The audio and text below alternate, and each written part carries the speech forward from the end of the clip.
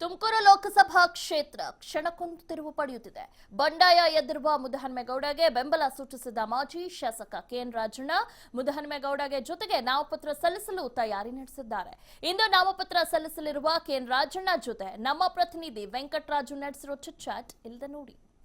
Sir, ನಿಜವಾದ ಏನು ಚುನಾವಣಾ ರಣಕಣ ಮಂಡ್ಯ ಹಾಸನದಿಂದ ಈಗ ತುಮಕೂರಿಗೆ ಶಿಫ್ಟ್ ಆಗಿರುವಂಥದ್ದು, ಅದರಲ್ಲೂ ಪ್ರಮುಖವಾಗಿ ತುಮಕೂರು ಜಿಲ್ಲಾ ಕಾಂಗ್ರೆಸ್ನಲ್ಲಿ ಸಾಕಷ್ಟು ಒಂದು ಗೊಂದಲ ಮೂಡಿರುವಂಥದ್ದು. ಹಾಲಿ ಸಂಸದ ಮುದ್ದಹನುಮೇಗೌಡರಿಗೆ ಟಿಕೆಟ್ ದೊರಕಿಲ್ಲ ಅನ್ನೋ ಕಾರಣಕ್ಕೆ ರೆಬೆಲ್ ಆಗಿರುವಂಥದ್ದು. ಜೊತೆಗೆ ಏನು ಅವ್ರ ಜೊತೆಗೆ ನಿಂತಿರುವಂಥ ಕೆಎನ್ ರಾಜಣ್ಣ ಅವರು ಕೂಡ ಈ ಒಂದು ನಾಮಪತ್ರ ಸಲ್ಲಿಸಲು ಸಜ್ಜಾಗಿರುವಂಥದ್ದು. ಇದೀಗ ನಮ್ಮ ಜೊತೆಗೆ ಕೆಎನ್ ರಾಜಣ್ಣ ಅವರು ಇದ್ದಾರೆ, ಬನ್ನಿ ಅವ್ರನ್ನೇ ಮಾತಾಡ್ಸೋಣ. ಸರ್ ನಮಸ್ತೆ. ನಮಸ್ಕಾರ ಸರ್, ಈಗ ಹಾಲಿ ಸಂಸದರಿಗೆ ಟಿಕೆಟ್ ನೀಡಿಲ್ಲ ಅನ್ನೋ ಕಾರಣಕ್ಕೆ ನೀವು ಕೂಡ ಉಮೇದುವಾರಿಕೆ ಸಲ್ಲಿಸಲು ಸಜ್ಜಾಗಿದ್ರಿ. ಏನೇನು ಗೊಂದಲ ಇದೆ ಅಂತ ಸರ್?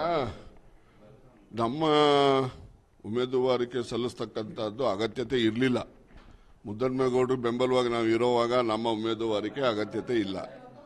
ಆದಾಗ್ಯೂ ಕೂಡ ಸನ್ಮಾನ್ಯ ಮುದ್ದಹನುಮೇಗೌಡರ ಉಮೇದುವಾರಿಕೆ ಸಲ್ಲಿಸಬೇಕು ಅಂತೇಳಿ ಮೊನ್ನೆ ಹೆಬ್ಬೂರಿನಲ್ಲಿ ಸೇರಿದಂಥ ನಮ್ಮ ಮುಖಂಡರುಗಳು ಎಲ್ಲರೂ ಕೂಡ ಅವರಿಗೆ ನಿರ್ದೇಶನವನ್ನು ಕೊಟ್ಟರು. ಅವ್ರ ಜೊತೆಯಲ್ಲಿ ನೀವು ಕೂಡ ಜೊತೆಯಲ್ಲಿ ಇದ್ದು ಅರ್ಜಿ ಹಾಕಿರಿ ಅಂತ ಹೇಳಿದ್ರು. ಅದಕ್ಕೋಸ್ಕರ ನಾನು ಕೂಡ ನಾಮಪತ್ರ ಸಲ್ಲಿಸ್ತಕ್ಕಂಥದ್ದಕ್ಕೆ ಇದ್ದೇನೆ. ಆದರೆ ನಮ್ಮೆಲ್ಲರ ಬೆಂಬಲ ಸನ್ಮಾನ್ಯ ಮುದ್ದಹನುಮೇಗೌಡರು.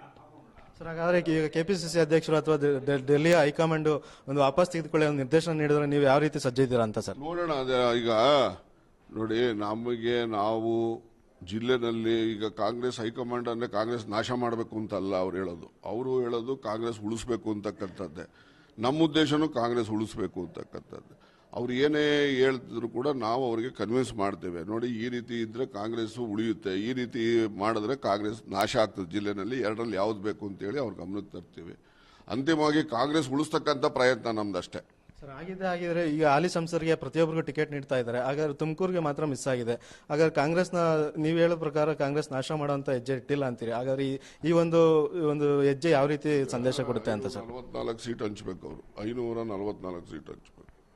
544 ಸೀಟ್ ಹಂಚೋ ಕಾಲದಲ್ಲಿ ಇದು ಏನೋ ಅವ್ರ ಗಮನಕ್ಕೆ ಬಂದಿದೆಯೋ ಬಂದಿಲ್ವೋ ಏನಾಗಿದೆ ಅಂತ ಗೊತ್ತಿಲ್ಲ.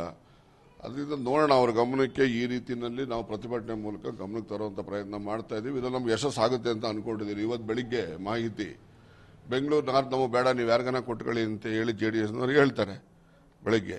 ಇದನ್ನು ಹೇಳ್ಬೋದು ಸಂಜೆ ಒಳಗಡೆ, ಯಾರಿಗೆ ಗೊತ್ತು. ಕೊನೆ ಪಕ್ಷದಲ್ಲಿ ಕಾಂಗ್ರೆಸ್ಗೆ ಬಿಟ್ಕೊಂಡು ಕೊಟ್ಟಿದ್ದೆ ಆದರೆ ನೀವು ಖುಷಿ ಪಡ್ತೀರಾ ಅಂತ? ಖುಷಿ ಪಡ್ತೀನಿ. ಮುದ್ದಹನುಮೇಗೌಡರ ಪರವಾಗಿ ಅವರ ಉಮೇದುವಾರಿಕೆಗೆ ನಾನು ಸಂಪೂರ್ಣವಾಗಿ ಬೆಂಬಲ ಕೊಟ್ಟು ಅವರ ಗೆಲುವನ್ನು ಬರೋ ರೀತಿಯಲ್ಲಿ ನೋಡ್ಕೊಳ್ತೀನಿ. ಈ ಒಂದು ಪಕ್ಷ ವಾಪಸ್ ತೆಗೆದುಕೊಳ್ಳದೆ ಹೋದ್ರೆ ನೀವು JDSಗೆ ಕೆಲಸ ಮಾಡ್ತೀರಾ ಅಂತ ಸರ್? ಅದೆಲ್ಲ ಈಗ ಅಪ್ರಸ್ತುತ. ನಾವು ಅರ್ಜಿ ಹಾಕಿದಾಗ JDSಗೆ ಹೆಂಗ್ ಮಾಡೋಕ್ಕಾಗ್ತದೆ, BJPಗೆ ಹೆಂಗ್ ಮಾಡೋಕ್ಕಾಗ್ತದೆ, ನಾವು ನಮ್ಗೋಟ್ ಕೇಳ್ತೀವಿ ಹೊರತು ಬೇರೆಯವ್ರಿಗೆ ನಾವೇ ಕೇಳಕ್ ಹೋಗೋಣ. ಹಾಗಾದ್ರೆ ಮೈತ್ರಿ ಧರ್ಮ ಪಾಲನೆ ಮಾಡೋದು ಅವಶ್ಯಕತೆ ಉಲ್ಲಂಘನೆ ಮಾಡಿರೋರು ಅವರು ಯಾರು ಸಿಟ್ಟಿಂಗ್ ಮೆಂಬರ್ ಸೀಟನ್ನು ಅವ್ರು ಕಿತ್ಕೊಂಡಿರೋದ್ರಿಂದ ಮೈತ್ರಿ ಧರ್ಮ ಉಲ್ಲಂಘನೆ ಮಾಡಿರ್ತಕ್ಕಂಥ JDS ಪಕ್ಷ ಕಾಂಗ್ರೆಸ್ ಪಕ್ಷದವರು ಅಲ್ಲ, ನಾವು ಅಲ್ಲ. ಸರ್, ಕೊನೆಗೆ ಇಬ್ಬರು ಜಗಳ ಮೂರನೇವರಿಗೆ ಲಾಭ ಅನ್ನೋದಾದ್ರೆ ಏನಾಗೋದಿಲ್ಲ. ಆ ಥರ ಎಲ್ಲ ಕಾಂಗ್ರೆಸ್ನವರೆಲ್ಲ ಬುದ್ಧಿವಂತರಿದ್ದಾರೆ. ಕಾಂಗ್ರೆಸ್ನವ್ರು ಯಾರು ಅಂತೇಳಿ ಓಟ್ ಹಾಕ್ತಾರೆ ಅವರೆಲ್ಲ. ಒಟ್ಟಾರೆ ಇದು ಏನು ಕೆಎನ್ ರಾಜಣ್ಣ ಅವರ ಮಾತಾಗಿರುವಂತದ್ದು. ಮುದ್ದಹನುಮೇಗೌಡರಿಗೆ ಕೊನೆ ಪಕ್ಷದಲ್ಲಿ ಈಗ ಬೆಂಗಳೂರು ಉತ್ತರ ತಾಲೂಕು ಕ್ಷೇತ್ರವನ್ನು ಹೇಗೆ ಬಿಟ್ಕೊಂಡು ಕೊಟ್ಟಿದ್ದಾರೆ, ಹಾಗೆ ಅದೇ ರೀತಿಯಾಗಿ ತುಮಕೂರು ಕ್ಷೇತ್ರವನ್ನು ಬಿಟ್ಕೊಂಡು ಕೊಡ್ತಾರೆ ಅನ್ನೋ ವಿಶ್ವಾಸದಲ್ಲಿ ಜಿಲ್ಲಾ ಕಾಂಗ್ರೆಸ್ ನಾಯಕರು ಇರುವಂತದ್ದು. ಕ್ಯಾಮ್ರಾ ಪರ್ಸನ್ ಲೋಕೇಶ್ ಜೊತೆ ವೆಂಕಟರಾಜು, TV5 ತುಮಕೂರು.